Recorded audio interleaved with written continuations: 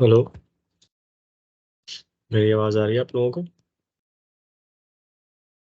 Please chat box में लिखें अगर आपको मेरी आवाज़ आ रही है तो।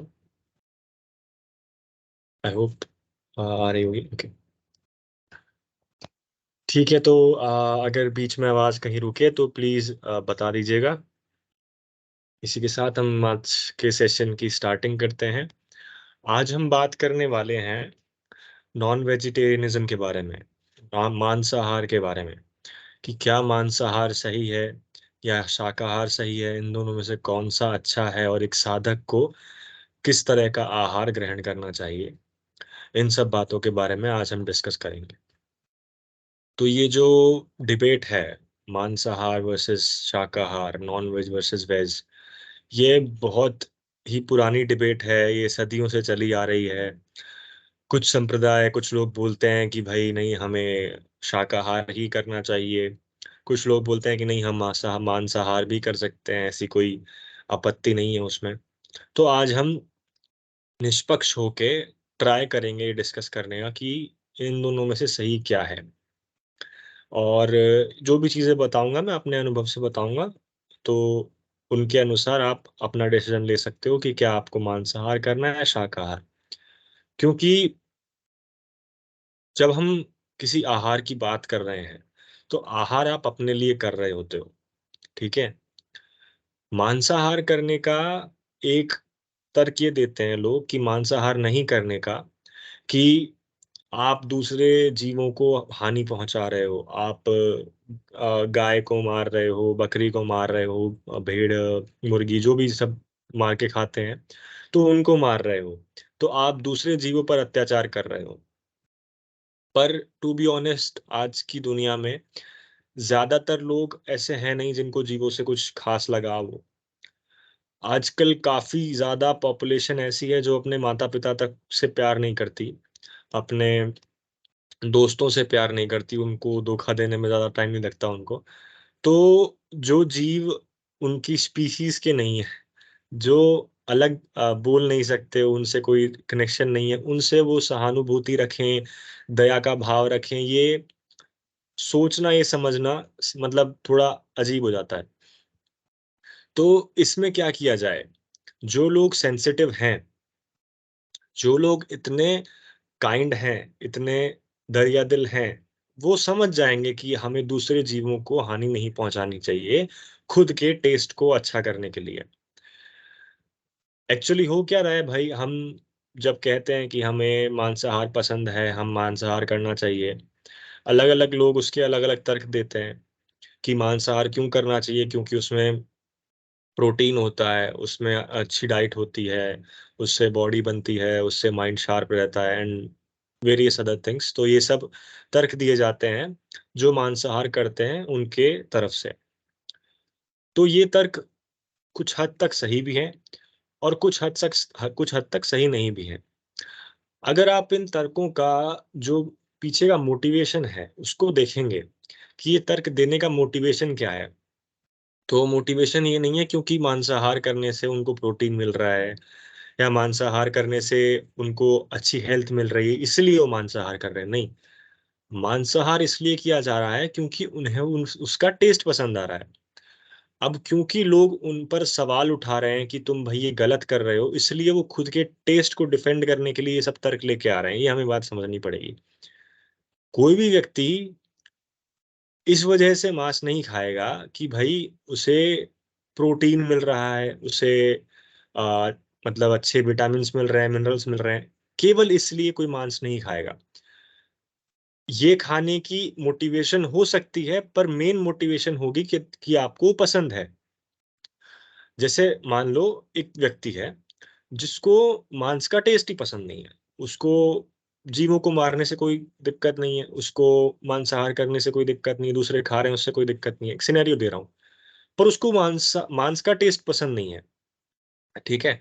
तो आप उसे कितना ही बोल दो कि भाई तू, उसमें प्रोटीन होता है, उसमें ये होता है, उसमें वो होता है, वो नहीं खाएगा। सिमिलरली आपको, हाँ, डे टू डे लाइफ का एग्जांपल देते हैं। मान लीजिए आपने कोई आपको बीमारी हो गई है, ठीक है। अब आपको डॉक्टर ने सलाह दी है कि आपको करेले का जूस पीना है। और आपको करेले का जूस से सख्त नफ़रत है, आपको उसका टेस्ट पसंद नहीं है। अब डॉक्टर उसके लाख फ़ायदे बता दे कि भई इसमें फलाना होता है, इसमें ढिमका होता है, इससे आपकी स्किन चमकेगी, इससे आपका बाल चमकेगा, इससे आपका ये होगा, वो होगा। अगर आपको उसका टेस्ट पसंद नहीं है, अगर आपको उसको खाने में मज़ा नहीं आ रहा है, तो वो आप नहीं खाएँगे। सिमिलरली आप इसको मांसाहार के पॉइंट ऑफ व्यू से देख सकते हैं। और ये मैं उन लोगों के लिए बोल रहा हूँ जो मांसाहार का तर्क देते हैं। हम सब सारे तर्कों को एक बार समझने का प्रयास करेंगे। तो जो लोग मांसाहार का तर्क देते हैं कि इसमें प्रोटीन होता है, इसमें ये होता है, इसमें वो होता है। पहली बात तो ऐसा नहीं है जो मांसाहार नहीं करते उनको प्रोटीन नहीं मिल रहा है। ऐसा नहीं है जो लोग मतलब किसी भी तरह का नॉन-वेज फूड नहीं खाते हैं, वो बिल्कुल कमज़ोर होते हैं, ऐसा कहीं से नहीं है। यहाँ तक कि जहाँ तक देखा जाए इस दुनिया में जो मोस्ट पावरफुल स्पीशीज़ हैं, ऐसा कह सकते हैं स्ट्रेंथ के बेसिस पे फॉर एग्ज़ाम्पल गोरिल्ला हो गया, एलिफेंट हो गया एंड राइनोसॉरस ऐसे जो भी शक्तिशाली जीव हैं, ज़्यादा शक्तिशाली, majority of them are vegetarian जो शाकाहार खाना खाते हैं। तो ये तर्क कि केवल मांसाहार से ही प्रोटीन मिल सकता है, ये कहीं न कहीं गलत है। पर इस बेसिस पे आप ये नहीं कह सकते कि आपको मांसाहार खाना चाहिए, नहीं खाना चाहिए, वो आपके टेस्ट के ऊपर है। अभी तक हमने ये देखा कि भई आपके टेस्ट के ऊपर है, आपको अगर पसंद आ रहा है तो आप खा रहे हो। उसको डिफेंड कर रहे हो क्योंकि लोग आप पे सवाल उठा रहे हैं। लोग आप पे सवाल उठा रहे हैं कि आप गलत कर रहे हो, पर आपको डिफेंड करना पड़ेगा ना। जैसे अगर कोई व्यक्ति दारू पीता है, ठीक है? अब लोग उससे कहेंगे कि भई दारू पीना गलत है, दारू पीने से लिवर खराब होता है, दारू पीने से तुम्हारा मेंटल डिस्टर्बेंस होता है, तुम उससे एडिक्शन लग जाता है। तो आप उसको डिफेंड करने के लिए, अपनी गंदी आदत को डिफेंड करने के लिए 100 तर्क दोगे। नहीं, नहीं, ये देखो नेट पे लिखा हुआ है कि बियर पीने से अपना स्टमक अच्छा रहता है, वाइन पीने से हार्ट अच्छा रहता है, ये सब जो लोग पीते हैं वो ज़्यादा दिन जीते हैं। तो ऐसे कई सारे तर्क लोग देते हैं और ये तर्क ऐसा नहीं है कि गलत है, पूरी तरह से गलत ये तर्क नहीं है, ये तर्क सही भी होते हैं। पर उस व्यक्ति का वो चीज़ करने का जो मोटिवेशन है, वो उन तर्कों से नहीं आता है। वो इसलिए नहीं है क्योंकि वो हेल्दी है, वो इसलिए है क्योंकि उनको वो पसंद है और वो अपनी उस आदत को डिफेंड करना चाहते हैं। पहली बात तो हमें ये समझनी पड़ेगी, ठीक है? ये हमने समझ लिया, अब शाकाहारी लोगों की तरफ आते हैं, जो ये तर्क देते हैं मांसाहार ना करने का, कि भई आप जीवों को हानि पहुँचा रहे हो। आप अगर मांसाहार करते हो तो कुछ लोग बोलते हैं ग्लोबल वार्मिंग होती है। एक तरह से वो सही भी है, क्योंकि जितना ज़्यादा अ, क्रॉप्स या फील्ड्स उन जानवरों को खाने के लिए दिया जा रहा है, जिनको हम फ़ोर्सफुली ब्रीड करते हैं, उसमें पूरी दुनिया आराम से खाना खा सकती है। ठीक है। तो पर उन फैक्टर्स में हम नहीं जाएँगे, वो सब स्टैटिस्टिक्स में चले गए कि भाई कितने फॉरेस्ट कट रहे हैं, कितने क्रॉस बट रहे हैं, उससे हमको मतलब नहीं है, हमको मतलब है आध्यात्म से। तो अगर कोई व्यक्ति उतना सेंसिटिव नहीं है कि उसे दूसरों की सफ़रिंग से फ़र्क नहीं पड़ रहा और आजकल आप देखोगे मोस्ट ऑफ द पीपल ऐसे ही हैं। आपको लगता होगा कि नहीं भाई, दूसरों को सफ़रिंग से फ़र्क पड़ना चाहिए। दूसरों को फ़र्क पड़ना चाहिए कि भाई वो जीव को हानि पहुँचा रहे हैं तो तुम कुछ करो, दुखी हो, गिल्ट महसूस करो। ज़्यादातर लोगों को नहीं होगा वो। जिनको होगा वो अपने आप छोड़ देंगे। ज़्यादातर लोगों को कोई फ़र्क नहीं पड़ता दूसरों की सफ़रिंग से। कुछ लोग तो एन्जॉय करते हैं दूसरों की सफ़रिंग को। तो एक ऐसा तर्क देना जो दूसरों के लिए है, ये उनके लिए सैटिस्फैक्टरी नहीं होगा। क्योंकि most of the people in this world are selfish. It is a fact जो कि हमें एक्सेप्ट करना पड़ेगा। तो ऐसा क्या तर्क दिया जा सकता है कि भई मांसाहार हमें क्यों नहीं करना चाहिए? इस तर्क को एक्सक्लूड करके कि जीवों की हत्या की जा रही है, जीवों पे अपन प्रताड़ना कर रहे हैं उनकी, जो कि एक फैक्ट है ऑब्वियसली आप देख सकते हैं कितनी प्रताड़ना की जाती है जीवों की। तो उसके अलावा क्या तर्क हम दे सकते हैं? ये बात तो आपको समझनी होगी। मान लो आप एक व्यक्ति के पास बैठे हो, जो व्यक्ति बहुत टेंशन में है, ठीक है? वो व्यक्ति बहुत डिप्रेशन में है, उसको अभी नेगेटिव थॉट्स आ रहे हैं, वो मेबी सुसाइड के बारे में सोच रहा है और आप उसके में केवल पास में बैठे हो। तो आपको अपने आप नेगेटिव थॉट्स आने लग जाएँगे। आपको अपने आप वहाँ पे अनकम्फर्टेबल फ़ील होना महसूस हो जाएगा। सिमिलरली अगर आप किसी ऐसी जगह पर जाते हो जो बहुत टाइम से बंद है, या फिर जहाँ पर कोई ट्रेजिक इंसिडेंट हुआ है, जहाँ पर किसी की मौत हुई है या फिर कोई एक्सीडेंट हुआ है, वहाँ पर अगर आप जाओगे आपको अपने आप घुटन-सी महसूस होने लगेगी, आपको अपने आप लगेगा कि मुझे कंफर्टेबल महसूस नहीं हो रहा है। क्यों ऐसा होता है? बिकॉज़ आप जहाँ पर भी जाओ, जिस व्यक्ति से मिलो, उनकी जो एनर्जी है, जो एनर्जी वो एमिट कर रहे हैं, ठीक है? तो ये लेमन लैंग्वेज में समझाता हूँ मैं आपको, ऐसे ऐसा एक्चुअली है नहीं कि भई एनर्जीज़ एमिट होती है, पर आपको समझाने के लिए ऐसे कह देते हैं, जो भी जगह पर आप जाते हो या जो भी व्यक्तियों से आप मिलते हो, उन सबकी एक एनर्जी होती है। अगर कोई एक व्यक्ति बहुत खुश है, बहुत हैप्पी है, उछल-कूद रहा है, अच्छे से बात कर रहा है, सबसे पोलाइटली बात कर रहा है, एकदम हँस-खेल रहा है, तो उसके पास आप बैठोगे तो आपको अच्छा लगेगा, आपको कंफर्टेबल लगेगा। कोई व्यक्ति है जो उदास है, डिप्रेशन में है, सुसाइड के थॉट्स आ रहे हैं, उसको नेगेटिव थॉट्स आ रहे हैं, आप उसके पास बैठोगे आपको अनकंफर्टेबल लगेगा, ठीक है? और ऐसा ही होता है जगह के साथ। तो हर एक चीज़ के साथ एक एनर्जी बॉडी जुड़ी हुई होती है, ऐसा आप कह सकते हैं। हर एक चीज़ का एक ऑरा होता है, एक वाइब होती है, आजकल के लोगों को समझाने के लिए एक वाइब होती है हर एक चीज़ की, और वो चीज़ आपको अफ़ेक्ट करती है।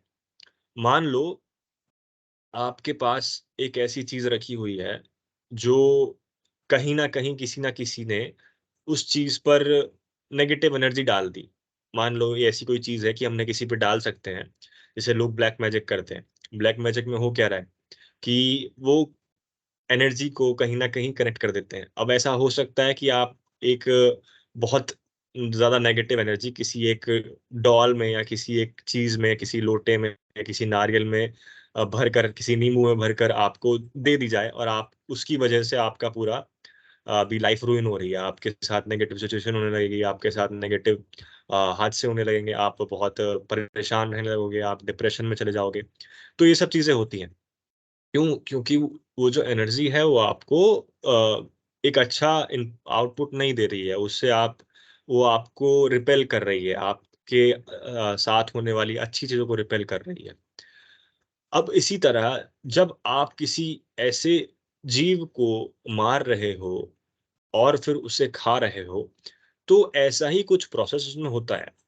क्योंकि जब भी कोई जीव मरता है, तो मरते टाइम पे उसके बॉडी में भय उत्पन्न होता है, गुस्सा उत्पन्न होता है, all kinds of negative emotion उसकी बॉडी में आते हैं। उसकी एनर्जी, उसकी जो भी ऑरा है, उसकी जो वाइब है, वो पूरा नेगेटिव हो जाता है। और क्योंकि उसके बाद उसकी लाइफ एंड हो गई है, इसका मतलब अब उसकी एनर्जी वहीं पे स्टक हो गई है। अगर किसी जीव में लाइफ है, तो इट कैन चेंज। जैसे हम हमारे अंदर लाइफ है अभी, तो अगर हम अभी नेगेटिव हैं, तो we can change our vibrations, we can change our vibe into something positive. अगर आप अभी डिप्रेशन में, आप अच्छा गाना सुनो, आप अच्छे जगह घूमने जाओ, आप बेटर फील करोगे, आप पॉजिटिव हो जाओगे। बट अगर आप में से लाइफ निकाल दी जाए at the point when you were negative, तो फिर आप चेंज नहीं कर सकते उसको। अब आपकी एनर्जी वैसी ही है। सिमिलरली जब एक जीव को मारा जाता है, तो जो नेगेटिव ऑरा उसका रह गया था, वो अब वहीं पे स्टक है, इट कांट चेंज, क्योंकि उसमें से जो चेंजिंग कांस्टेंट था, वो हमने हटा दिया, लाइफ उससे हटा दी है, तो अब वो नेगेटिव एनर्जी उससे स्टक है। अब जब आप उस चीज़ को खाते हैं, तो वो negative energy it becomes a part of you, क्योंकि जो भी खाना हम खाते हैं वो हमारे अंदर एक्यूमुलेट होता है, वो हमारा एक पार्ट बन जाता है। जो भी बचपन से हमने खाया है, केले खाए हैं, फॉर एग्ज़ाम्पल चिकन खाया, कुछ भी खाया, वो हमारा पार्ट बन जाता है, वो हम में डिसॉल्व हो जाता है ना। उसको हम डाइजेस्ट करते हैं और वो हमारे ब्लड के, हमारे सेल्स के लिए फूड बन जाता है, उसके लिए एनर्जी बन जाता है, तो it becomes a part of us. तो जो नेगेटिव एनर्जी हम उस चीज़ को खाने के बाद ले रहे हैं, that energy also becomes a part of us. और अगर आप कुछ उसको सॉल्व करने के लिए नहीं कर रहे हो, अगर आपके पास उसको अ क्या बोलेंगे, नलिफाई करने के लिए कोई चीज़ नहीं है। मान लो एक एनलाइटेंड पर्सन है, अब उसे कोई एनर्जी से कोई फ़र्क नहीं पड़ता है। He is totally unattached to this world. तो अब उसको कोई ऐसी नेगेटिव एनर्जी उसके शरीर में आ जाए, तो उसको कोई फ़र्क नहीं पड़ेगा, क्योंकि उसके पास एक ऐसी चीज़ है जो उसको नलिफाई कर सकती है। He is the part of the universe now. तो कोई भी चीज़ उसे हार्म नहीं कर सकती। पर हम क्योंकि कॉमन पीपल हैं, हम नॉर्मल लोग हैं, हमें ये सब चीज़ें अफ़ेक्ट करती हैं। हमारे पास ऐसी कोई चीज़ नहीं जिसको नलिफ़ाई कर पाए। तो वो जो नेगेटिव एनर्जी आपके पास आई है, वो अभी नहीं तो विद टाइम वो आपको नेगेटिव सिचुएशंस में लाएगी, नेगेटिव स्थितियाँ उत्पन्न करेगी, आपका जो पर्सनैलिटी उसे नेगेटिव बनाएगी। उसको आप तुरंत खाओगे तब आपको कुछ महसूस नहीं होगा। आपको अच्छा लगेगा, टेस्ट अच्छा है, सब अच्छा है, कोई दिक्कत नहीं। टेस्ट-वेस्ट की हम बात ही नहीं कर रहे हैं, हम बात कर रहे हैं यहाँ पे एनर्जीज़ की। टेस्ट अच्छा है उसका, आपको अच्छा लग रहा है, आपको प्रोटीन-प्रोटीन मिल गया, बहुत बढ़िया। पर उसकी एनर्जी का क्या करें? वो भी तो कंज़्यूम हुई है ना हमारे साथ। मान लिया हमारा प्रोटीन मिल गया, सब कुछ मिल गया, बट जो हमारा फ़ायदा हो रहा है, उससे कहीं गुना ज़्यादा हमारा नुकसान हो रहा है। क्यों? क्योंकि अब आपने वो एनर्जी एक्यूमुलेट कर ली। मान लो आप एक जानवर के मरते हुए, तो उसकी नेगेटिव एनर्जी एक जानवर की आपने एक्यूमुलेट कर ली। वो एक जानवर की जो सफ़रिंग है, वो ही इनफ़ है आपकी लाइफ़ में बुरी सिचुएशंस लाने के लिए। वो भी इनफ़ है, पर हम एक से तो रुकते नहीं हैं। एक अगर नॉन वेजिटेरियन आदमी है, तो वो ज़िंदगी में कितने जानवरों को खाएगा? गिनती शायद ही कर सकते हैं अपन। तो इतनी ज़्यादा नेगेटिव एनर्जी उस व्यक्ति में एक्यूमुलेट हो जाती है। उससे क्या होता है, उसकी पूरी पर्सनैलिटी धीरे-धीरे, धीरे-धीरे, धीरे-धीरे नेगेटिव बन जाएगी। एट लास्ट वो जो नेगेटिव एनर्जी उसके अंदर एक्यूमुलेट हुई है, वो उसके फिज़िकल रियलिटी में भी रिफ्लेक्ट होने लगेगी। उसका जो बॉडी है वो बाय टाइम धीरे-धीरे, अभी हो सकता है उसकी बॉडी बहुत अच्छी चल रही है, धीरे-धीरे वो थुलथुली होने लग जाएगी, धीरे-धीरे वो जल्दी एज करने लगेगी। तो ऐसे बहुत सारी चीज़ें हैं जो बाय टाइम होता है, बट ऐसा कुछ इमीडिएटली नहीं होता। अगर आपको फ्यूचर की परवाह नहीं है, अगर आपको कोई दिक्कत नहीं है कि आपके बाद में दिक्कत हो जाए, तो आप उसको खा सकते हो, कोई दिक्कत नहीं। बट वो जो एनर्जी एक्यूमुलेट हो रही है धीरे-धीरे, वो कहीं न कहीं आपको हानि पहुँचाएगी, आपके सामने बुरी सिचुएशंस खड़ी करेगी। आप ऐसा करोगे कि भई अच्छे काम कर रहे हैं, फिर भी हमारे साथ बुरी चीज़ें क्यों हो रही हैं? तो ऐसे कई सारे फैक्टर्स होते हैं जो हम अनजाने में कर लेते हैं। जब आप एक चिकन खाते हो मान लो, तो आपके पास उस जीव का जब मरते हुए जो एनर्जीज़ उसकी थी, वो तो आ ही रही हैं, वो तो आपके अंदर आ ही रही हैं। उसके साथ यू आर आल्सो गेटिंग जो आपको सिन मिल रहा है, क्योंकि उस चिकन को खाने की वजह से आप एक क्या कहेंगे उसको, गिरोह को प्रमोट कर रहे हो, जो और एनिमल्स को सफ़रिंग दे रहा है। तो उसका भी सिन कहीं न कहीं हमारे सर पड़ता है, क्योंकि मान लो कि कोई एक ड्रग्स की कंपनी चलती है, तो ड्रग्स की कंपनी चलाने के लिए सबसे बड़ा योगदान किसका होता है? उनके कस्टमर्स का। कस्टमर्स खरीदते हैं तभी वो ड्रग्स की कंपनी चल रही है। तो ये जो पूरा टॉर्चरिंग कैंपेन चल रहा है एनिमल्स का, उसके सबसे बड़े कंट्रीब्यूटर कौन है? The consumers. क्योंकि कंज्यूमर्स हैं इसलिए वो हो रहा है। तो सबसे ज़्यादा सेंस जो लगते हैं वो कंज्यूमर्स को लगते हैं। जो भी वो टॉर्चरिंग चीज़ें हो रही है, उनके सबसे ज़्यादा सेंस कंज्यूमर को लगते हैं, बिकॉज़ उनकी वजह से वो चीज़ हो रही है। ओके? तो डायरेक्टली, इनडायरेक्टली वो चीज़ भी आपके अंदर आती है, एक्युमुलेट होती है। But I am saying this again, आपको इमीडिएटली उससे कोई फ़र्क नहीं पड़ेगा। अगर आपको बस टेस्ट एन्जॉय करना है, आपको करना है, करो, कोई दिक्कत नहीं है। अगर आपको सिम्पैथी नहीं है, तो आराम से करो। और सिम्पैथी होना, it is not a necessity कि भई सिम्पैथी होनी ही चाहिए। अब वो आपके ऊपर है कि are you a kind person और नॉट? आपको दूसरों की सफ़रिंग से फ़र्क पड़ता है या नहीं पड़ता? अगर आपको पड़ता है तो आप नहीं करोगे ऑब्वियसली, पर नहीं पड़ता तो फिर ये दूसरा फैक्टर जो है उसको समझने की आवश्यकता है। तो जैसा कि मैंने कहा, अब जैसे-जैसे ये एनर्जी आपके अंदर एक्यूमुलेट होती है ना, तो आपका माइंड वैसा ही बनता चला जाता है। आपके माइंड में जो भी इनपुट आता है, आपका माइंड वैसा बन जाता है। फॉर एग्ज़ाम्पल, अगर आप मान लो 21 दिन तक केवल अच्छी-अच्छी चीज़ें सुन रहे हो, अच्छी-अच्छी चीज़ें देख रहे हो, आप बहुत मेडिटेट कर रहे हो, अच्छी-अच्छी मूवीज़ देख रहे हो, पॉज़िटिव मूवीज़ देख रहे हो, मोटिवेशनल वीडियोज़ देख रहे हो, तो 21 दिन बाद आप देखोगे आपका जो माइंडसेट है ना, वो बहुत पॉज़िटिव हो गया है। होता है ऐसा? हम सब ने एक्सपीरियंस किया होगा कभी ना कभी। और इसके विपरीत, आप मान लो 21 दिन तक हॉरर मूवीज़ देख रहे हो, टॉर्चरिंग मूवीज़ देख रहे हो, और बहुत डार्क स्टफ देख रहे हो, वियर्ड थिंग्स देख रहे हो, तो आपका जो माइंडसेट है ना, वो बदल के बिल्कुल नेगेटिव हो जाएगा। आप 21 दिन बाद एक बिल्कुल नेगेटिव पर्सन बन जाओगे। आप ऐसा महसूस करोगे कि आपको डिप्रेशन हो रहा है, आपको स्ट्रेस हो रहा है, हर एक चीज़ आपके साथ बुरी हो रही है। तो it is all about your mind. आपका माइंडसेट कैसा है, वैसे आप व्यक्ति बन जाओगे। तो जब ये एनर्जी धीरे-धीरे एक्यूमुलेट होती है, तो आपका माइंड धीरे-धीरे नेगेटिव बनता जाता है। एक जानवर खाया, थोड़ा नेगेटिव बनेगा, दूसरा जानवर खाया, थोड़ा नेगेटिव बनेगा। ऐसे एक्यूमुलेट होते-होते at in a long term आपका माइंड पूरी तरह नेगेटिव बन जाता है। फिर आप हर एक चीज़ में नुकसान देखने लगोगे, हर एक चीज़ में आपको नेगेटिविटी दिखने लगेगी, कि ये हो गया, अरे ये क्यों हो गया यार, ये तो ऐसा नहीं होना था, मेरी एक्सपेक्टेशंस कुछ और थी। फिर आपके जैसा आपका माइंडसेट होगा, वैसी आपकी परिस्थितियाँ उत्पन्न होने लग जाएँगी। आपके आस-पास अगर कोई अच्छी और अपॉर्च्युनिटी आएगी, तो भी आपको नेगेटिव लगेगी बिकॉज़ आपका माइंडसेट ही नेगेटिव है। अगर एक व्यक्ति ने लाल रंग का चश्मा पहना हुआ है, तो उसे पेड़ भी लाल लगेंगे, उसे झरना भी लाल लगेगा, उसे नदी भी लाल लगेगी। इसलिए नहीं लग रही क्योंकि वो नदियाँ लाल है, झरने लाल हैं, पेड़ लाल है, नहीं। क्योंकि आपने वो लाल चश्मा पहना हुआ है, आपका पॉइंट ऑफ व्यू वैसा है। तो whatever you see and whatever you perceive, it depends on your mindset. जैसा आपका माइंडसेट होगा, वैसे ही आपके आसपास की सिचुएशंस होंगी, वैसे ही आपके आसपास की सराउंडिंग्स होंगी और वैसे ही आपकी पर्सनैलिटी होगी। तो आपके माइंडसेट पे एक बहुत नेगेटिव इम्पैक्ट जाता है नॉन वेजिटेरियनिज़्म का, मांसाहार का। ये एक बहुत नेगेटिव इफ़ेक्ट देता है आपके माइंडसेट को, जो लॉन्ग टर्म के लिए आपके लिए बहुत नुकसानदायी है। और ये बात थी नॉर्मल लोगों की। अब अगर हम बात करें स्पिरिचुअल सीकर्स की, साधकों की, तो साधकों को बिल्कुल भी नॉन-वेज नहीं खाना चाहिए। अगर आप एक बिगिनर हो, I am saying this again, अगर ऐसा नहीं है कि नॉन-वेज खाएँगे तो आप सत्य तक पहुँच ही नहीं सकते, नहीं ऐसा नहीं है। पर नॉन-वेज खाने की वजह से आपको बहुत दिक्कतें आएँगी।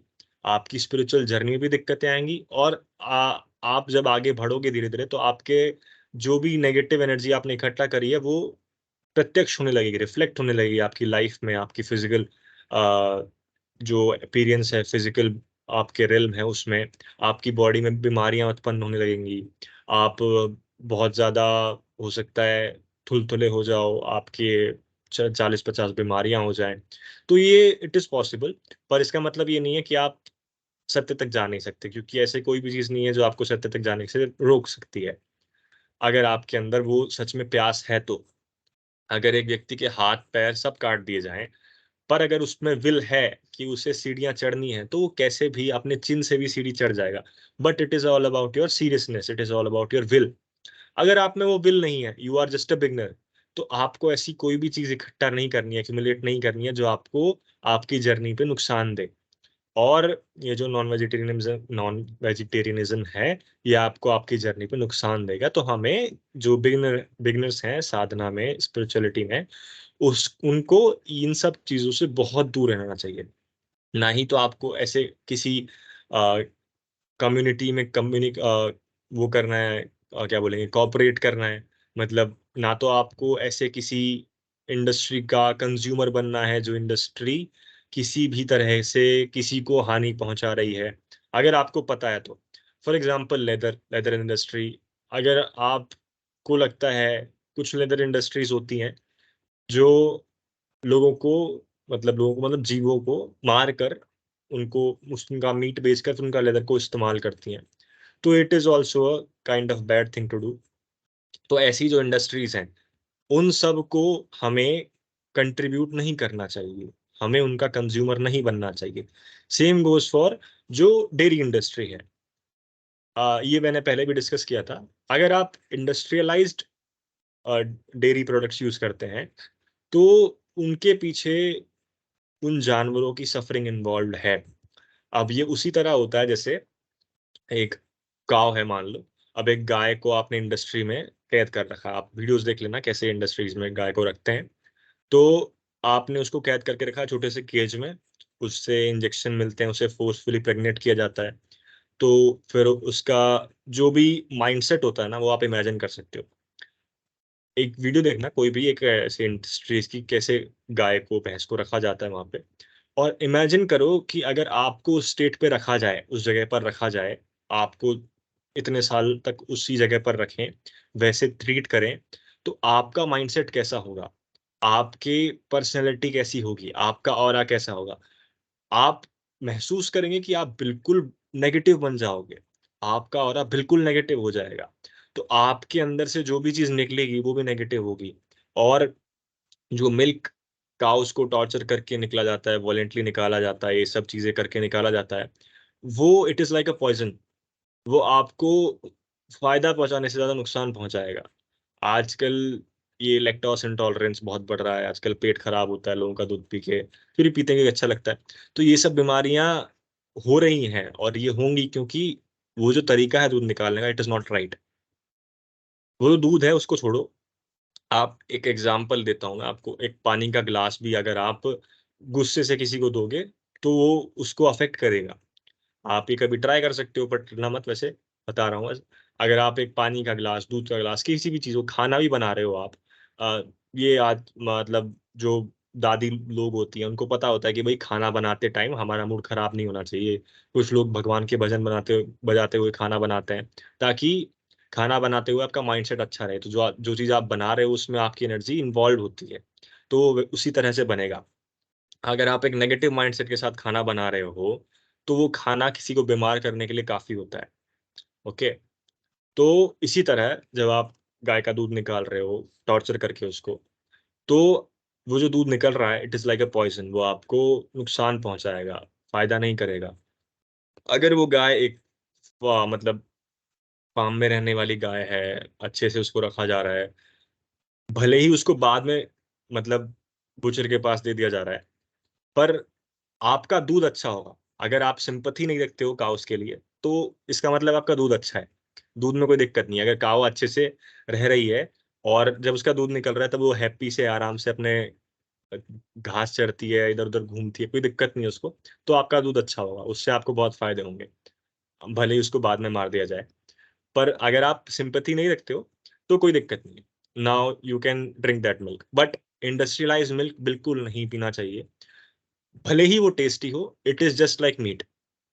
मीट भी टेस्टी होता है, चिकन भी टेस्टी होता है, मिल्क भी टेस्टी है, बट स्टिल उससे आपको नुकसान बहुत होगा। उससे पूरी आपकी एनर्जी डिस्टॉर्ट होंगी, आपके साथ बीमारियाँ हो सकती हैं, आपको बुरी चीज़ें आपके साथ आ सकती हैं, but in the long run immediately कुछ नहीं होगा, ठीक है? तो आप अगर एक ऐसे पर्सन हो जिसको फ्यूचर की चिंता नहीं है, आपको बस प्रेज़ेंट मोमेंट में जीना है, तो आप पी सकते हो, कोई दिक्कत नहीं। और हाँ, प्लस आपके पास सिम्पैथी नहीं है तो, ठीक है? तो ये चीज़ें होती हैं जो हमें ध्यान रखनी चाहिए। और कोई भी ऐसी चीज़ जो किसी व्यक्ति को हार्म पहुँचाकर हमें मिल रही है, वो कभी भी हमारा फ़ायदा नहीं कर सकती। ये इंसानों के लिए भी होता है। अगर आप किसी को फ्रॉड करके पैसा कमा रहे हो, आप किसी को मार-पीट के कुछ उससे हासिल करना चाहते हो, आप किसी भी गलत तरह से किसी को कुछ चीज़ हासिल कर रहे हो, किसी का नुकसान करवा के, किसी को पीट कर, किसी को मार कर, तो उससे आपका कभी भी फ़ायदा नहीं होगा। इमीडिएटली आपको अच्छा लगेगा। फॉर एग्ज़ाम्पल, आप एक चोर हो, आपने एक व्यक्ति को पीटा और उससे पैसे ले लिए, तो आपको इमीडिएटली बहुत अच्छा लगा, आपको ₹10,000 मिल गए। उससे ₹10,000 आपने चुराया, आपने एक बढ़िया फ़ोन खरीदा, आप उससे अपनी गर्लफ्रेंड से बातें कर रहे हो, कोई दिक्कत नहीं है। बट धीरे-धीरे क्या होगा, या तो आपकी गर्लफ्रेंड आपको उल्लू बना के वो पैसा लूट के चली जाएगी, या फिर आपको कभी पुलिस पकड़ लेगी। तो इस चीज़ का कभी भी एक अच्छा एंडिंग नहीं हो सकता। ये जो लॉ है कर्मा का, वो सिंपल है, जैसा आप करोगे वैसा आपको मिलेगा, और ये अल्टीमेट लॉ है, जो कोई तोड़ नहीं सकता। अनटिल एंड अनलेस कोई इस फिजिकल यूनिवर्स से परे नहीं हो जाता, तो उसको लॉ ऑफ कर्मा झेलना ही पड़ेगा। अगर आप किसी के साथ कुछ बुरा कर रहे हो, कोई चीज़ आपको गलत तरह से मिल रही है, तो आप वो चीज़ आपको कभी भी एक अच्छी लाइफ़ नहीं देगी, एक सैटिस्फैक्टरी लाइफ़ नहीं देगी। आपके सामने आगे जाके प्रॉब्लम्स आएँगी, नेगेटिव इमोशंस आएँगे, बहुत सारी चीज़ें होती हैं, जो सब चीज़ें आपके साथ होंगी। तो ये केवल नॉन-वेज या फिर डेयरी की बात नहीं है, ये हर एक चीज़ की बात है। ये नोट कर लो आप सब लोग, कोई भी ऐसी चीज़ जो किसी जीव को, किसी व्यक्ति को, किसी वस्तु को नुकसान पहुँचा कर ली जा रही है, उनको तड़पा कर ली जा रही है, उनको कुछ हानि पहुंचा कर ली जा रही है, तो वो कभी भी आपका फायदा नहीं कर सकती। ओके, वो आपका नुकसान ही करेगी। आप जितना उनका नुकसान करोगे, उससे ज्यादा हो सकता है आपका नुकसान हो जाए, कम तो नहीं होगा। या तो उतना ही होगा या उससे ज्यादा होगा, कम नहीं होगा। ठीक है, तो इन सब बातों का ध्यान रखने के बाद स्पेशली एक साधक को, एक स्पिरिचुअल सीकर को कभी भी इन चीजों में इन्वॉल्व नहीं होना चाहिए। कोई भी ऐसी चीज जो आपको इनडायरेक्टली सिन दे रही है, नेगेटिव चीजें दे रही है, नेगेटिव इमोशंस दे रही है, आपकी पर्सनैलिटी को नेगेटिव बना रही है, आपके माइंडसेट को नेगेटिव बना रही है, तो वो नहीं करना है। और ये होता किस लिए? क्योंकि हमारे अंदर ग्रीड है, हमें इमीडिएट प्लेजर चाहिए। हर एक चीज जो आपको इमीडिएट प्लेजर देती है वो बाद में जाके आपको नुकसान देगी। मैंने पहले ही बताया, जितनी भी अच्छी चीजें हैं वो पहले आपको नुकसान देंगी, पहले आपको बुरा लगेगा, आपको पहले लगेगा कि ये क्या हो रहा है, बहुत बुरा लग रहा है, बाद में जाके आपकी लाइफ बहुत अच्छी रहेगी। जितनी भी चीजें जो इमीडिएट प्लेजर देती हैं वो पहले पहले आपको प्लेजर दे देंगी, बाद में आपकी लाइफ रुइन कर देंगी। ये हर एक चीज पे एप्लीकेबल है। जिम, दवाइयाँ, फ्रूट्स, जंक फूड, हर एक चीज पे अप्लाई कर सकते हो। जो भी चीज आपको इमीडिएट प्लेजर देती है वो बाद में जाके आपका लाइफ रुइन करेगी ही करेगी। तो ये इन चीजों पे भी अप्लीकेबल होता है। जो भी आपको टेस्टी लग रहा है, जो भी आप टेस्ट की वजह से खा रहे हो, तो हमें ये ध्यान रखना है कि क्या जो चीज हम इस्तेमाल कर रहे हैं, जो चीज हम कर रहे हैं, वो किसी और व्यक्ति, जीव या वस्तु को नुकसान पहुंचाकर की जा रही है। अगर हाँ, तो वो चीज आपको उससे ज्यादा नुकसान पहुंचाएगी, और आपको वो चीज से दूर रहना है। अगर आप एक सच में साधक हो, आप चाहते हो आपका जीवन अच्छा रहे, आप सत्य को प्राप्त करो, या फिर सिंपली आप एक पीसफुल लाइफ चाहते हो, तो भी आपको उसको इग्नोर करना चाहिए, आपको उसको उससे दूर रहना चाहिए। ठीक है, तो ये सब चीजें ध्यान रखने लायक होती हैं एक साधक के लिए। तो आई होप आपको समझ में आया होगा क्या मतलब पूरा था मामला। अब जो जो आपके क्वेश्चंस हैं उनको आप रख सकते हो चैट बॉक्स में, I will try to answer them. तो प्लीज अपने क्वेश्चंस आप पूछ लीजिए, और जो भी आज आप समझे हैं उसको नोट कर लेना, उसको अपने दिमाग में बैठा लेना। और आई होप कि आप अपने अंदर एक पॉजिटिव चेंज लेके आओगे, जिसकी वजह से आपकी लाइफ पीसफुल ही नहीं, आपको अपना अल्टीमेट गोल पाना भी आसान होगा। यही मेरी आपसे उम्मीद है, यही मेरी कामना है कि आप एक अच्छी पीसफुल लाइफ जियो और अपने अल्टीमेट गोल को प्राप्त करो। Can you talk about third I, what exactly is it? जो लोग मुझे सुनते आ रहे हैं उनको पता है, मैं ज्यादा इन मिस्टिक चीजों के बारे में बात नहीं करता हूँ, मुझे पसंद नहीं है सब चीजों के बारे में बात करना। तो जब हम थर्ड आई की बात करते हैं, तो उसको आप एक लिटरल चीज भी ले सकते हो कि थर्ड आई, एक थर्ड आई होती है ह्यूमन बॉडी के अंदर। कुछ लोग बोलेंगे वो पीनियल ग्लैंड होता है, कुछ लोग बोलेंगे it is between your eyebrows. और एक इट ऐसा भी कहा जा सकता है कि ये एक रिप्रेजेंटेशन है, ये किसी चीज को सिग्निफाई करता है। So what does it signify? आपकी दो आंखें तो हैं, ये दो आंखें क्या करती हैं? ये दो आंखें फिजिकल रियलिटी को देखती हैं। ठीक है, और हम जब बात करें मनुष्यों की, तो हम कह सकते हैं कि तीन आंखें होती हैं, दो नहीं। तो तीन भी कह लो, चार भी कह लो, कितनी भी कह सकते हो, पर मिनिमम तीन आंखें तो होती हैं। हम इतना कह सकते हैं। कैसे कह सकते हैं? क्योंकि जब तक आपकी तीसरी आंख एक्टिव नहीं हुई है, तब तक आपकी ये दो ही आंख चल रही है। और ये दो जो आंख है ना, ये केवल फिजिकल रियलिटी को देख सकती हैं, ये उससे बियॉन्ड नहीं दे सकती। ये आपको ट्रुथ नहीं दिखा सकती, या आपको ये थर्ड थ्री डायमेंशंस के पार कुछ नहीं दिखा सकती। फोर्थ डायमेंशन, फिफ्थ डायमेंशन, उससे वो ये आप इन आंखों से नहीं देख सकते हो। जैसे अब आप अगर अपने ग्रंथों को पढ़ोगे तो आपको इसका बहुत ज्यादा रेफरेंस मिल जाएगा कि संजय को दिव्य दृष्टि दी जाती है, अर्जुन को दिव्य दिव्य दृष्टि दी जाती है। क्यों क्यों? क्योंकि उनको वो इन आंखों से, इन फिजिकल आईज से वो डिवाइन चीज नहीं देख सकते। ठीक है, तो ये जो दो फिजिकल आंखें हैं ना, ये हमें लिमिट करती हैं, ये हमारे बॉन्डेजेस का निशान है। क्योंकि हम इस इन दोनों आंखों का ही यूज कर पाते हैं, तो हम इस फिजिकल रियलिटी में बाउंड हैं, हम इस फिजिकल रियलिटी के परे कुछ देख नहीं सकते। और अस बीइंग ह्यूमन, क्योंकि हम मनुष्य हैं, तो मनुष्यों की आदत होती है जो वो देख नहीं सकते वो मानते नहीं है। तो क्योंकि हम फिजिकल रियलिटी के अलावा कुछ देख नहीं सकते इन दो आंखों से, तो हम समझते हैं कुछ और होता ही नहीं है। इसीलिए देयर एग्जिस्ट अ थर्ड आई, या फिर फोर्थ आई, या फिर फिफ्थ आई। तो एक आंख भी हो सकती है, दो आंख भी हो सकती है, तीन आंख भी हो सकती है, पर दो से तो ज्यादा है, इतना हमें पता है। तो वो थर्ड आई क्या करती है, वो हमें फिजिकल रियलिटी के परे चीजें दिखाती है। वो हमें फिजिकल रियलिटी, ये जो हम देख रहे हैं, ये जो वर्ल्ड हम देख रहे हैं, ये हमारे आगे चेयर रखी है, स्टूल रखा है, दीवारें हैं, लोग हैं, मम्मी है, पापा है, दोस्त हैं, ये सब जो हमें दिख रहा है वो बस इन दो आंखों से दिख रहा है। तीसरी आंख हमें क्या दिखाएगी, द ट्रुथ बिहाइंड दैट। क्या ये सच में जो दो आंखें दिखा रही हैं वो सही है, या उनके पीछे कोई और सच है। समझ रहे हो? तो वो जो पीछे का सच है वो हमें तीसरी आंख दिखाती है। तो ये आप कह सकते हो। Now how to activate it, वो मैं आपको सबके सामने नहीं बताऊंगा, वो कभी और सेशन में बताएंगे। हाँ, पर सिर्फ अगर आपको उसको एक्टिवेट कराने के लिए एलिजिबल बनना है, तो just do your Sadhana, do meditation and stuff. तो वो हमने कई बार बात कर रखी है कैसे अपनी साधना करनी होती है। थर्ड आई इस तीसरी आंख, if I am not wrong, हाँ उसी की बात कर रहा था मैं। Whenever I've raised a point that killing animals just to satisfy the taste is wrong, the counter argument is, why do vegetarians kill plants and eat? They also have life. Does this statement make sense? Is killing plants for food also bad? देखो, अगर हम logically बात करें और मतलब scientific तरह से ना देखकर स्पिरिचुअलिटी की तरफ से देखें, क्योंकि साइंटिफिक तरीके से अगर आप देखोगे तो जो चीजें प्रूव हो चुकी हैं, जो चीज रिसर्च हो चुकी हैं, उन सबको तो आप मान लोगे, पर जो चीज रिसर्च नहीं हो रखी उन सबको आप नहीं मानोगे। तो उस चीज को हम जरा साइड में रखते हैं। स्पिरिचुअलिटी की तरफ से प्लांट्स में भी लाइफ होती है। जो भी चीज एक जीव है वो एक जीव है, उसमें एक, ऐसा कहते हैं लोग, ऐसा कहते हैं, मैं नहीं कहता, कि एक आत्मा है। तो उसमें भी एक आत्मा है, प्लांट भी एक जीव है और एनिमल भी एक जीव है। तो डिफरेंस क्या है दोनों में? डिफरेंस ये है कि वो जो जीव है, it is like a driver.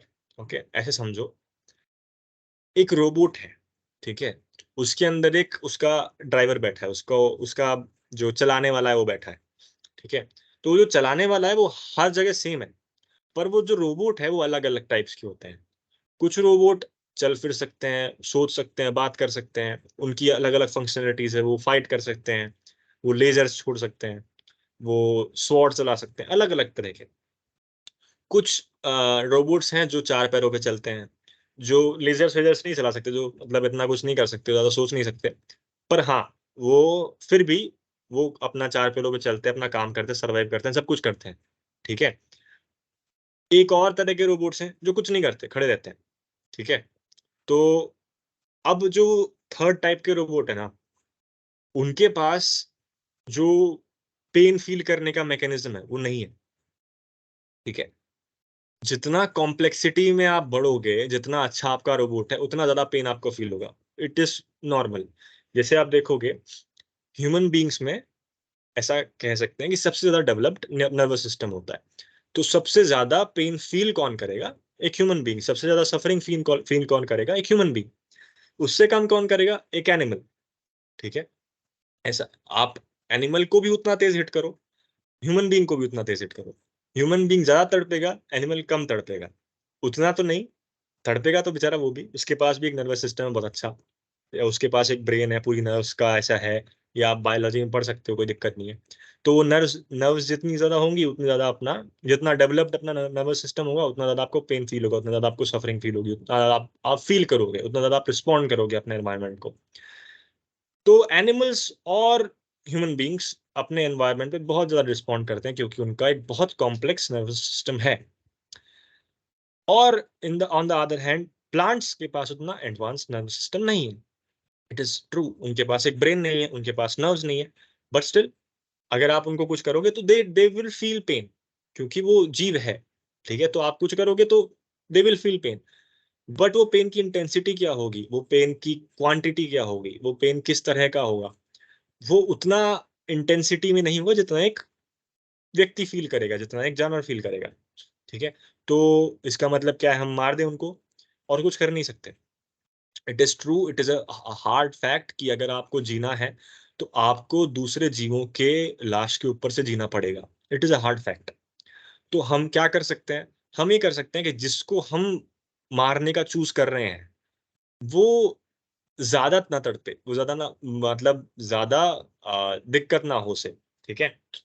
तो एनिमल्स को आप, नॉर्मल सी बात है, ज़्यादा दिक्कत होती है। एग्ज़ाम्पल ले लेते हैं कि भाई,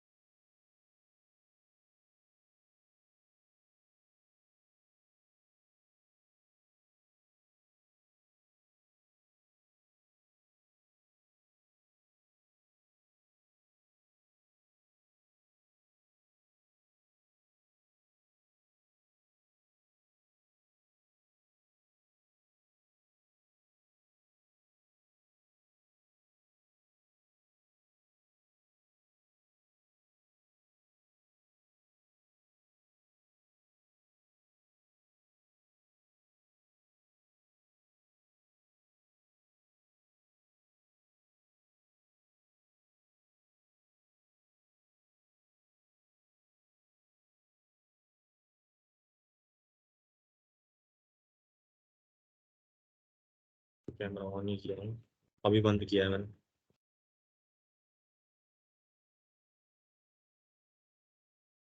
हेलो, अब वॉइस आ रही है मेरी?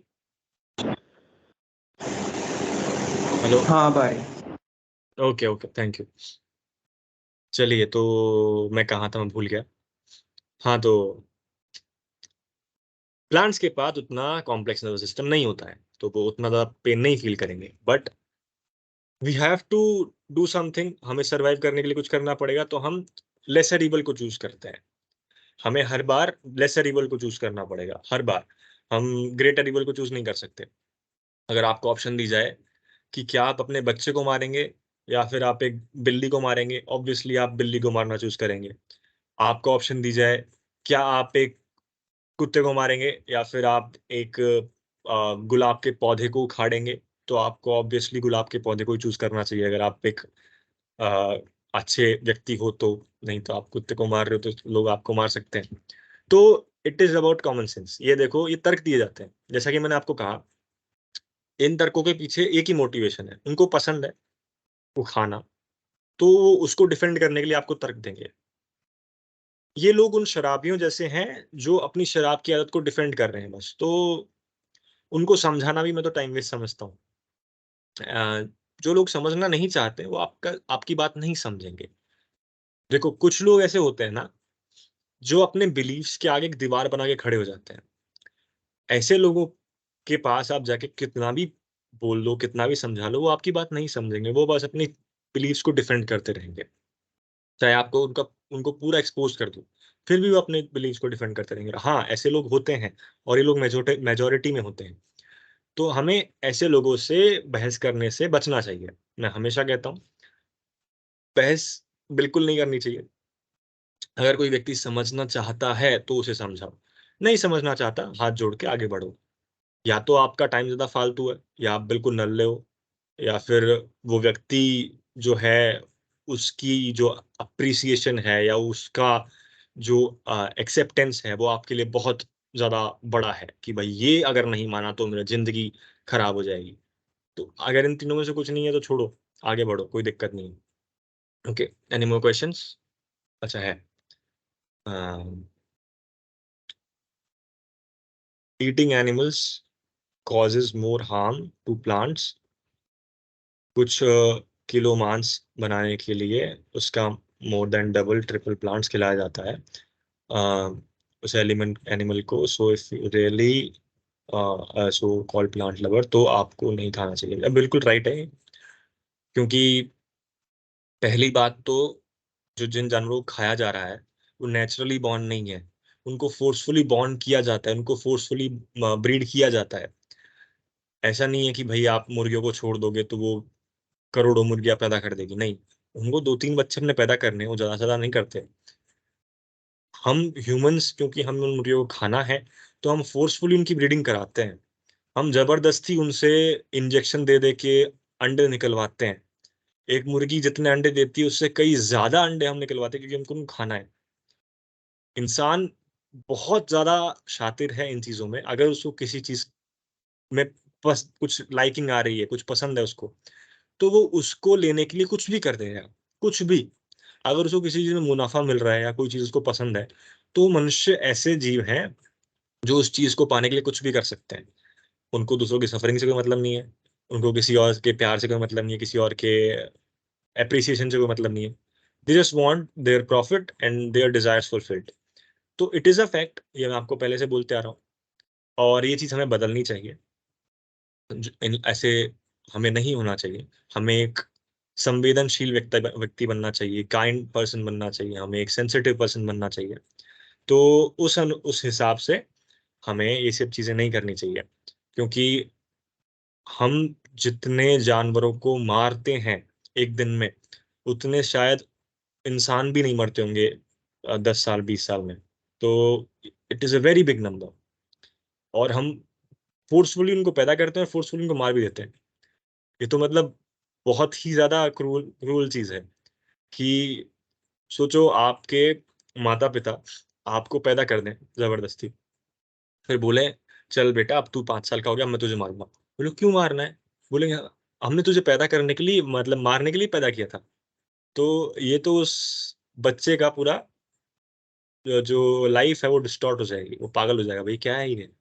मुझे पैदा ही किया मारने के लिए, तो ये किस तरह की ज़िंदगी है? तो it is a worthless life जो आप उसको दे रहे हो और ऐसे हमें नहीं करना चाहिए, अगर आप एक संवेदनशील व्यक्ति हो तो। अन्यथा कोई दिक्कत नहीं है, करिए, आपकी चॉइस है। Material life should be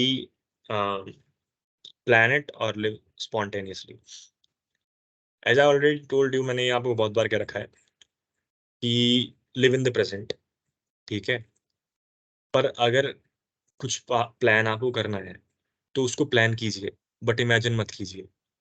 for example मुझे मान लो कल कहीं घूमने जाना है, ओके?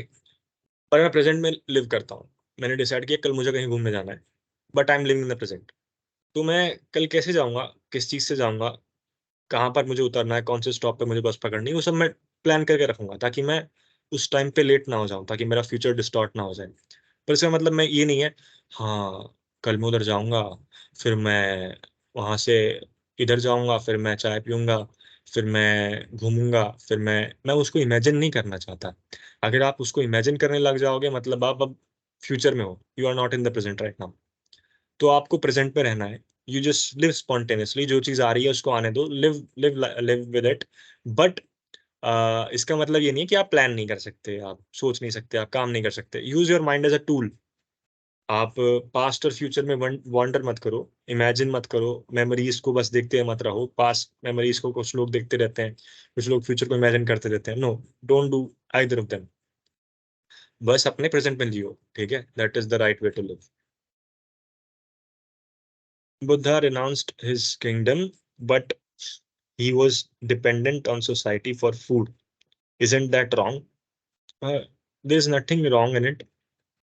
मतलब वो पर्सनल चॉइस एक तरह से है। किंगडम रिनाउंस करा था जब बुद्ध ने, तब वो किसी चीज़ की तलाश में थे। वो सत्य तलाश रहे थे उस समय। अगर उनको किंगडम में रहते हुए सत्य मिल जाता, तो वो किंगडम छोड़ते नहीं। ओके? तो उन्होंने किंगडम छोड़ा किसी चीज़ की तलाश के लिए, जो उनको किंगडम में नहीं मिल रहा था। अगर उनको वहाँ मिल जाता, तो वेल एंड गुड, उनको किंगडम छोड़ने की कोई ज़रूरत नहीं थी। तो छोड़ दिया, उसके बाद ऑब्वियसली सर्वाइव करने के लिए वो लोगों पे डिपेंडेंट रहेंगे, ठीक है? सर्वाइव करने के लिए ऐसा तो नहीं है कि वो अपने खेत खुद बनाएँ, उसके लिए पहले उनको पैसा कमाना पड़ेगा, फिर उसके बाद खेत खरीदना पड़ेगा, ज़मीन खरीदनी पड़ेगी, फिर लेबर्स खरीदने पड़ेंगे, अगर नहीं भी खरीदेंगे तो टूल्स खरीदने पड़ेंगे, बीज खरीदने पड़ेंगे। तो ये एक रिनाउंस्ड पर्सन की लाइफ़ नहीं है, ये फिर एक वर्ल्डली लाइफ़ हो जाएगी, ठीक है? और ऐसा वो नहीं चाहते थे कि जो लोग भिक्षुक बने, जो लोग बुद्धिस्ट बने, वो एक वर्ल्डली लाइफ़ जिएँ, वो चाहते थे कि वो रिनाउंस्ड लाइफ़ जिएँ।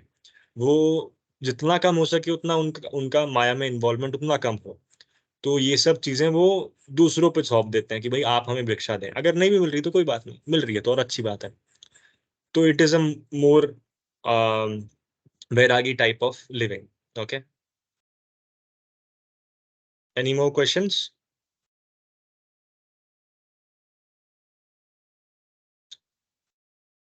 तो जब तक क्वेश्चंस लिखे जा रहे हैं तब तक मैं आपको बता दूं कि जो आज के सेशन में आपको समझ में आया वो सब चीज़ें प्लीज़ आप अपने जीवन में अपनाइएगा। और अगले संडे हमारा सेशन होगा किसी नए टॉपिक पे, जो टॉपिक आपको वेंसडे तक बता दिया जाएगा। और अगले संडे आप फिर आइएगा अपने दोस्तों को लेके, अपने परिवार वालों को लेके। अगर आपको कुछ सीखने में अच्छा लगा आज तो आप वापस आइएगा। ओके, तो इधर नया क्वेश्चन है, हाउ इज तंत्र डिफरेंट फ्रॉम योगा? ओके, देखिए, ये दोनों एक तरह से आप कह सकते हैं संप्रदाय हैं। कुछ लोग तंत्र संप्रदाय से बिलोंग करते हैं, कुछ लोग योगिक संप्रदाय से बिलोंग करते हैं। तो ये अलग अलग चीजें हैं जो सेम चीज तक पहुंचाने का ट्राई कर रहे हैं। As I already told you कि बहुत सारे पाथ हैं जो सेम सत्य तक लेके जाते हैं। तो तंत्र एक पाथ है, योगा एक पाथ है। अगर आप इनके रूट्स में जाएंगे तो दे बोथ आर सेम, कुछ ज्यादा अंतर नहीं है। योग भी यूनियन चाहता है, तंत्र भी यूनियन चाहता है। तंत्र में कुछ अलग मार्ग भी जुड़ जाते हैं, योग में बिल्कुल सिंपल है। वो एक नॉर्मल व्यक्ति कर सकता है। तंत्र में थोड़ी ज्यादा डिसिप्लिन आ जाती हैं, योगा से भी ज्यादा। तो उनमें थोड़ा सुपरफिशियल वे में डिफरेंसेस हैं। ऊपर ऊपर से आपको डिफरेंसेस दिखेंगे, but deep down they are both same. Every path is same deep down. तो हाँ, सुपरफिशियल थोड़ा आपको डिफरेंसेस मिलेंगे। और रही बात तंत्र और योगा को अच्छे से एक्सप्लेन करने की, तो हम कभी और करेंगे। मोस्ट प्रोबेबली तंत्र को मैं प्राइवेट सेशन में करूंगा, नॉट इन पब्लिक सेशन। तो वहां पर अपन तंत्र की अच्छे से बात कर लेंगे एक बार। भैया, आप बुक रिव्यू करोगे अगेन, लाइक भैरव विज्ञान तंत्र, नॉट वर्जन? ओके, हाँ, वो रिव्यू तो नहीं, अपन उस बुक की समरी मैं आपको बता सकता हूँ। कभी उसका सेशन रख देंगे, कोई भी दिक्कत नहीं है। बट दैट टू वो भी हम प्राइवेट सेशंस में ही करेंगे। पब्लिक सेशंस में ये डीप डीप बातें हम करना अवॉइड करते हैं। हम मोर जनरल टॉपिक्स लेके आते हैं जो सब लोग समझ पाए। Okay, again the same question, मैं वो आप सबको प्राइवेट सेशन में बताऊंगा, ठीक है? और मैं आपको बोलता रहता हूँ, इधर उधर की टेक्निक्स उठा के मत लाया करो, भैरव उपासना, सुदर्शन क्रिया वगैरह वगैरह। बहुत सारे लोग मेरे पास आते हैं, बोलते हैं शांभवी मुद्रा बता दो। All this is nonsense. आपको बस मेडिटेट करना है, एक थॉट पे फोकस करो, यहाँ सरेंडर कर दो। तो ये बहुत सिंपल है। आप अपनी लाइफ को कॉम्प्लेक्स मत करो। कॉम्प्लेक्स मेथड्स आपको भटकाएंगे और कुछ नहीं। पहले पहले अच्छा लगता है करने में ये, और आप इसमें इन्वॉल्व भी होते हो ज्यादा, क्योंकि वो ज्यादा आपको फैंटेसाइज करता है। आपको ज्यादा वो चकाचौंधा लगता है। ओ, बढ़िया नाम है इसका, भैरवी उपासना। क्या होता होगा इसमें? इसमें इस भैरव को आ, अपन वो करेंगे, मैनिफेस्ट करेंगे, बटुक भैरव, ये भैरव, वो भैरव। तो ये सब आपको सोचने में, सुनने में अच्छा लगता है, इसलिए आपका इंटरेस्ट आता है इसमें। और उस इंटरेस्ट की वजह से आपको शुरू शुरू में अच्छा लगता है। बट मेन पॉइंट सबका वही है। और सिंपल सी प्रैक्टिस चूज करो, जस्ट मेडिटेट। आपको जो उस बात से मिलेगा वो इस बात से ही मिलेगा। मैं तो यही कहूंगा हर किसी को, जितना सहज रह सकते हो, जितना सिंपल रह सकते हो, उतना सिंपल रहो। उतनी सिंपल अपनी लाइफ रखो, और उतनी ही सिंपल अपनी साधना रखो।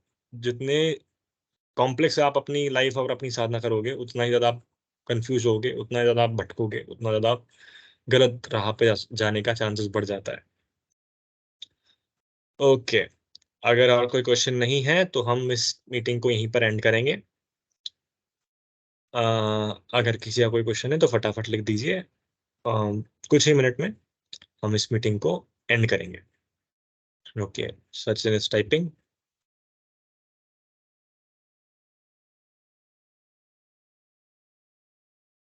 प्लीज जल्दी रखें अपने क्वेश्चन, हमारे पास टाइम अब कम है।